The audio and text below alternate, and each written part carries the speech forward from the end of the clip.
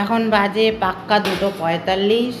মা লাঞ্চে বানিয়েছে, ভাত আছে, শশা কেটেছে, ডাল আছে, আস্তে আস্তে চাটনি আছে, পেঁপের তরকারি আছে, আর বেগুন ভাজা আছে, পটল ভাজা আছে, ব্যাস এই আছে। এই খাবো। আর ওখানে ফল কাটা আছে, ফলে পুজোর প্রসাদ হিসাবে তরমুজ ছিল, তো তরমুজ আছে, তরমুজ তো এটা একটু পরে খাবো।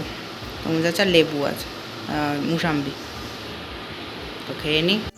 এখন বাজে পাক্কা 9:10।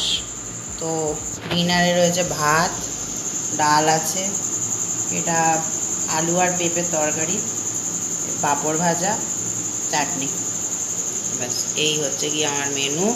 রাতেরবেলা মা খাচ্ছে বাইরে ঘরে।